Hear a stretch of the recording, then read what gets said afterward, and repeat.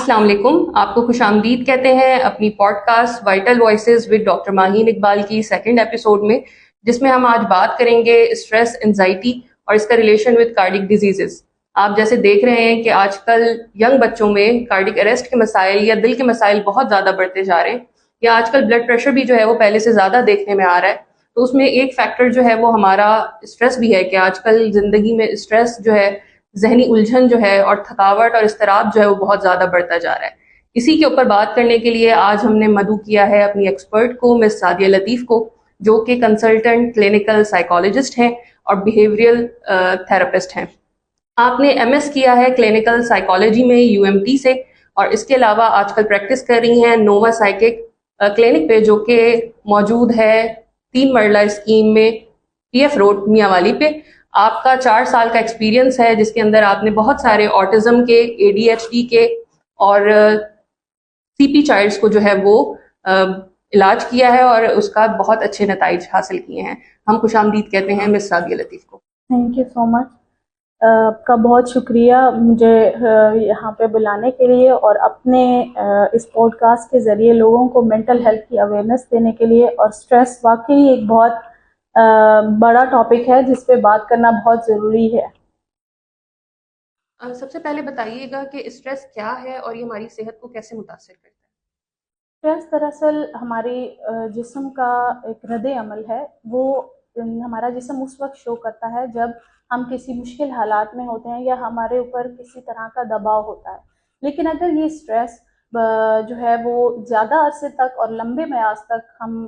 لیتے رہتے ہیں تو پھر یہ ہمارے جسم کے لیے متاثر ثابت ہوتا ہے. جیسے سب سے پہلے یہ ہمارے دل کے اوپر اثر کرتا ہے، کیونکہ جو ہمارے ہارمونس ریلیز ہوتے ہیں، کورٹیسول ہارمون بیسیکلی جو اسٹریس کے اندر ریلیز ہوتا ہے، وہ بیسیکلی جا کے ہمارے ہارٹ کی پلپیٹیشن کو بڑھاتا ہے اور ہارٹ بیٹ انکریز ہو جاتی ہے، جس کی وجہ سے تو اس لیے زیادہ تر ہمارا دل جو ہے اسٹریس لینے کی وجہ سے زیادہ متاثر ہوتا ہے. اچھا، جیسے کہ ہم نے بات کی، جو ہمارا ٹاپک ہے کہ یہ ہماری دل کی صحت کو کیسے متاثر کرتا ہے، اس کو ذرا تھوڑا اور ڈیٹیل میں بتائیں کہ اصل میں اسٹریس دل کی صحت کو کس کس طریقے سے متاثر کر رہا ہے. جیسے کہ میں نے پہلے بتایا کہ یہ کورٹیسول ہارمون کی وجہ سے اس کا جو ریئیکشن آتا ہے وہ بیسیکلی دل کی صحت پہ ہی آتا ہے. یعنی اس طرح سے کہ دل کے اندر سے دل کی جو پیلپٹیشن ہے اس کو انکریز کر دینا اور بلڈ فلو کو تیز کر دینا، جس کی وجہ سے یہ ہو رہا ہوتا ہے کہ اگر ہم مستقل طور پہ اسٹریس لے رہے ہیں تو اس کورٹیسول کی پروڈکشن کی وجہ سے دل کا بلڈ پریشر ہر وقت انکریز رہتا ہے، جس کی وجہ سے ہم مستقل بلڈ پریشر کے مریض بن جاتے ہیں. ساتھ میں ہم جو دل کی جسے ہم ویزلز کہتے ہیں، بلڈ ویزلز، ان کے اندر بیسیکلی فلو اور پریشر بڑھا رہتا ہے ہر وقت، جس کی وجہ سے وہ کانسٹرکٹ ہوتی ہیں اور وہاں کا جو خون ہے بیسیکلی وہ گاڑھا ہوتا ہے. اس کے بعد اگر ہم جس کی وجہ سے ہمارے جو یہ اثرات آ سکتے ہیں کہ ہم ہارٹ اٹیک بھی ہمیں ہو سکتا ہے یا ہم اسٹروک وغیرہ کا بھی خدشہ ہو سکتا ہے. اس کے بعد اگر ہم طرز زندگی کی بات کریں کہ اس کے اندر جو اس کی وجہ سے جو چینجز آ رہی ہوتی ہیں، تو وہ یہ ہے کہ ہم جو ہے زیادہ کنزپشن جو خوراک ہے ہماری بیسیکلی، وہ اگر ہماری صحیح نہیں ہے اور اس کے اندر کسی قسم کے پرابلمز آ رہے ہیں تو پھر وہ جو خوراک بیلنس نہ ہونے کی وجہ سے بھی ہماری جو ہارٹ ہے اس کے اندر اسی طرح کی ڈفرینٹ قسم کی جو ہے وہ چینجز آ رہی ہوتی ہیں جو کہ اب نارمل یا ارریگولر ہوتی ہیں، اور وہ ہمارے لیے باعث ہارٹ اٹیک ہوتی ہیں. اچھا سعدیہ، یہ بتائیے گا کہ اسٹریس کے دل کے علاوہ اور کیا جسمانی اور نفسیاتی اثرات ہیں؟ اسٹریس کے بہت سارے مختلف جسمانی اور ذہنی اثرات ہیں. جب ہم اسٹریس لیتے ہیں تو زیادہ اسٹریس لینے کی وجہ سے ہمارے جسم کے اندر کھچاؤ، ہمارے جو مسلز ہیں پٹھے، ان میں درد رہتا ہے، جس میں ہم جو ہے وہ اپنی نیند کے اندر کمی محسوس کر رہے ہوتے ہیں، جس میں ہماری ایپیٹائٹ بھی متاثر ہو رہی ہوتی ہے اس کی وجہ سے، اور ہم چڑچڑاپن، غصہ، ان سب چیزوں کی طرف بیسیکلی جا رہے ہوتے ہیں. اس میں نفسیاتی مسائل کے اندر ہمارا پرابلم سالونگ ایبیلٹی کم ہو رہی ہوتی ہے، ہماری ڈیسیجن میکنگ کے اوپر اثر آ رہا ہوتا ہے. اس نفسیاتی اثر کی بات اگر ہم کریں تو اس میں ہماری جو ہمارے موڈ کے اوپر اس کا بہت زیادہ اثر ہوتا ہے، جس میں ہمارے جو غصے میں رہنا، اریٹیشن ہونا، اس طرح کے اثرات پیدا ہوتے ہیں، جس سے اور ہماری جو ذہنی سکون ہے وہ بیسیکلی، اور خود اعتمادی ہمارے اندر کم ہوتی ہے اس کی اسٹریس زیادہ لینے کی وجہ سے۔ دوسرا یہ کہ ہم اس کی وجہ سے ہماری نیند بہت زیادہ ڈسٹرب ہوتی ہے، اور ہم جو ہے خود اعتمادی کھو سکتے ہیں اس کی وجہ سے، اور ہماری جو روزمرہ کی زندگی ہے اس کے اندر بہت ساری تبدیلیاں آ رہی ہوتی ہیں اسٹریس کو لے کر۔ سعدیہ یہ بتائیے گا کہ جو لوگ اسٹریس کے، انزائٹی کے یا ڈپریشن کے پیشنٹس ہوتے ہیں، وہ ڈفرینشیٹ نہیں کر پاتے کہ یہ پینک اٹیک ہے یا یہ اب جو علامات آ رہی ہیں یہ ہارٹ اٹیک کی آ رہی ہیں، تو یہ بتائیے کہ پینک اٹیک جو ہے وہ ہارٹ اٹیک سے کس طریقے سے مختلف ہے؟ یہ آپ نے بہت ہی اہم سوال کیا ہے کہ اکثر لوگ جن کو پینک اٹیک ہو رہا ہوتا ہے وہ بھاگتے ہیں اور ایمرجنسی میں کہ بھئی ہمیں جو ہے وہ ہارٹ اٹیک ہو رہا ہے۔ تو اس کو ڈفرینشیٹ کرنے کا جو ہے بیسیکلی ہارٹ اٹیک جو ہے اس کے اندر وہ اس کی مین ریزن تو یہی ہے کہ بلاکیج ہوگی کسی قسم کی آرٹری کے اندر، پھر اس کا جو ایفیکٹ ہے یہ جان لیوا بھی ہو سکتا ہے، اور یہ زیادہ دیر کے لیے یہ ایفیکٹ آئے گا۔ اب اس میں چینجز جو آ رہی ہوتی ہے، ایسے ہوتا ہے کہ دل کے سینے کے اندر سے پین سٹارٹ ہوتا ہے، اور وہ ایسے جا رہا ہوتا ہے جیسے بازو کی طرف یا جلن یا پین، اور پیچھے کمر کی طرف اور جبڑے تک بھی آ سکتا ہے، ٹھیک ہے، جس میں آپ کو متلی آتی ہے، جس میں آپ کو چکر آتے ہیں، کمزوری فیل ہوتی ہے۔ لیکن پینک اٹیک اس کے برعکس اس طرح سے ہے کہ ہم اگر پینک اٹیک کے آپ کو سچویشن ہے تو یہ بہت خوف یا ڈر کی وجہ سے سٹارٹ ہوگا، اور اس کے اندر جو چینجز آئیں گی یہ 15 to 20 منٹس کے لیے آپ کو فیل ہوگا، جس کے اندر آپ کو کپ کپی طاری ہو جائے گی، آپ کو خوف محسوس ہوگا، آپ کو چکر جیسا محسوس ہوگا، بیہوشی، نیم بیہوشی کی حالت محسوس ہوگی، اور آپ جو ہے وہ سانس کی رکاوٹ، اس طرح کی اس کے اندر جو ہے علامات ہوں گی بیسیکلی۔ اچھا سعدیہ یہ بتائیے گا، کیونکہ آپ ایسے پیشنٹس کو جو ہے وہ تھراپیز بھی دیتی ہیں، اسٹریس اور انزائٹی کو کم کرنے کے لیے کون سی تھراپیز ہیں یا کون سی ٹیکنیکس یا مشقیں ہیں کہ جس سے ہم اسٹریس کو اور انزائٹی کو کم کر سکیں اور دل کی بیماریوں سے بچ سکیں؟ اسٹریس اور انزائٹی کو کم کرنا بہت ضروری ہے، جیسے میں نے بتایا کہ بہت جو ہے وہ موذی مرض کی طرف ہم جا سکتے جو کہ ہارٹ اٹیک اور اسٹروک ہے، جس میں ہم بیسیکلی کچھ ڈفرینٹ قسم کے ہم تھراپیز اس میں کر سکتے ہیں۔ اگر میں فار تھراپسٹ کہوں کہ جو تھراپسٹ جس کو لیڈ کر کے چلے گا، اس میں ہم سی بی ٹی کر سکتے ہیں۔ سی بی ٹی کے اندر ہم لوگوں کی جو منفی سوچ ہے اس کا جو پرسپیکٹیو ہے بیسیکلی ریئلٹی کے ساتھ چینج کرتے ہیں، اور وہ 8 سے 12 سیشنز کے اندر جو ہے وہ اس کا مؤثر اثر آنا شروع ہو جاتا ہے۔ اس کے بعد ہم جو ہے وہ مائنڈ فلنس کی ٹیکنیکس کے ساتھ جاتے ہیں، جس میں ایک جو پیشنٹ ہے وہ بیسیکلی حال میں رہتے ہوئے، نہ فیوچر کے اوپر اس کا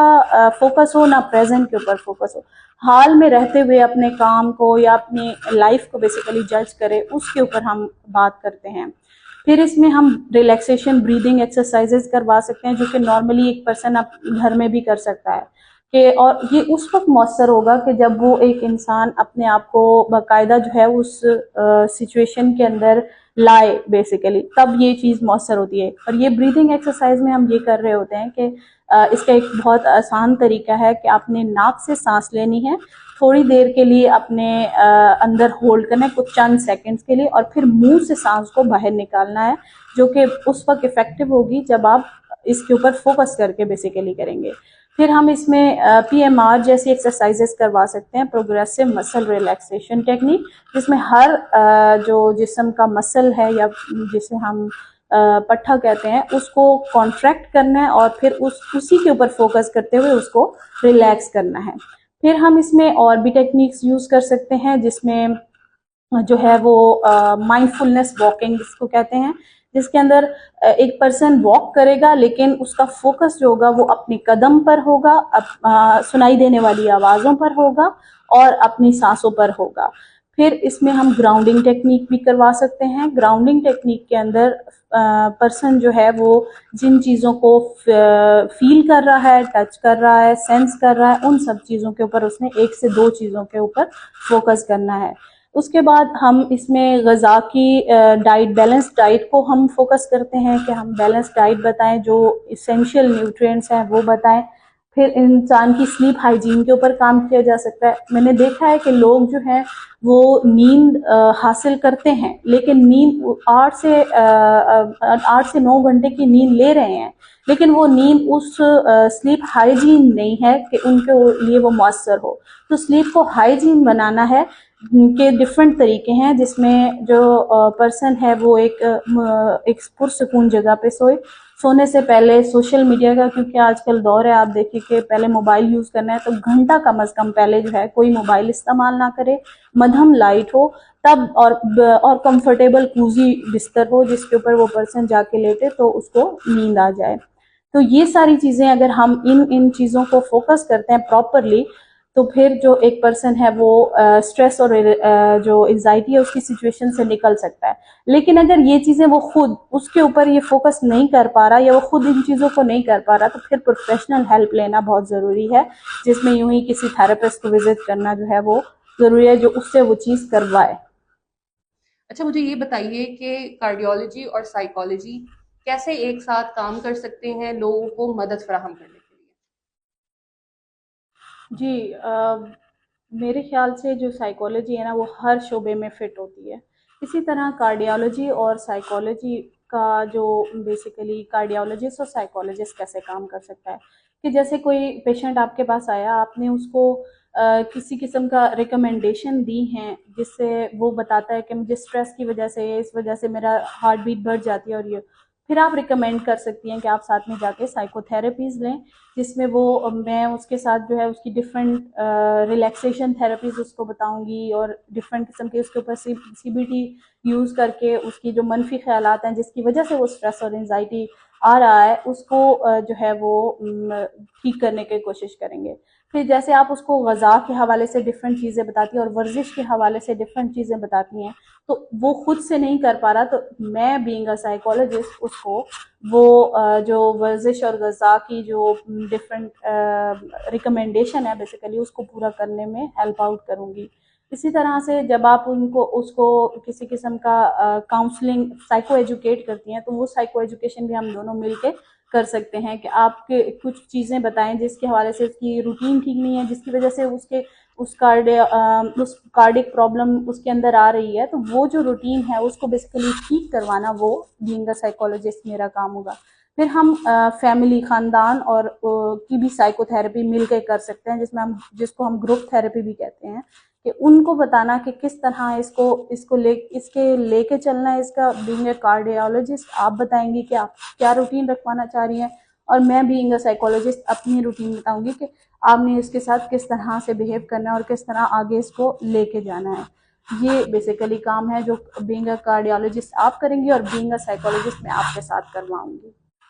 اچھا سعدیہ، آخر میں آپ ہمارے ناظرین کے لیے اور اسپیشلی جو ہماری ینگ بچے ہیں ان کے لیے کوئی پیغام دینا چاہیں کہ وہ کیسے اسٹریس کو، انزائٹی کو، یا ویسے بھی اپنی زندگی میں کیا تبدیلیاں لائیں؟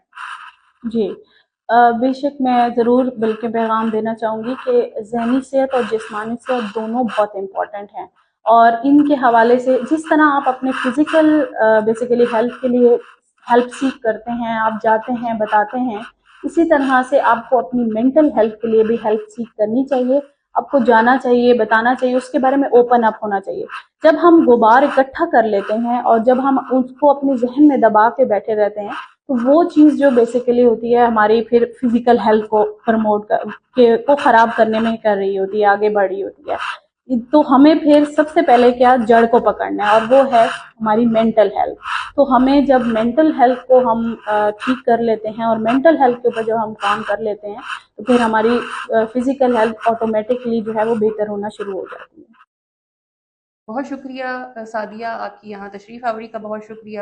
میں نے بہت کچھ سیکھا اور مجھے امید ہے کہ ہمارے ناظرین اور سامعین نے بہت کچھ سیکھا ہوگا. آپ ضرور ہمیں کامنٹ کر کے بتائیے کہ آپ کو آج کی پوڈ کاسٹ کیسی لگی، اور اگر آپ ہماری سائیکالوجسٹ صاحبہ سے کچھ کویشچنس پوچھنا چاہتے ہیں تو وہ بھی آپ کامنٹ میں کر سکتے ہیں، اور ہم آن ایئر جو ہے وہ ان سے ریکویسٹ بھی کریں گے کہ وہ ہمیں ضرور گاہے بگاہے وقت دیتی رہیں. اور نیکسٹ کون سا ٹاپک ہونا چاہیے، آپ کون سی ٹاپک پہ بات کرنا چاہتے ہیں، وہ بھی ہمیں ضرور بتائیے. ہمیں آپ کے فیڈ بیک کا انتظار رہے گا. فی امان اللہ.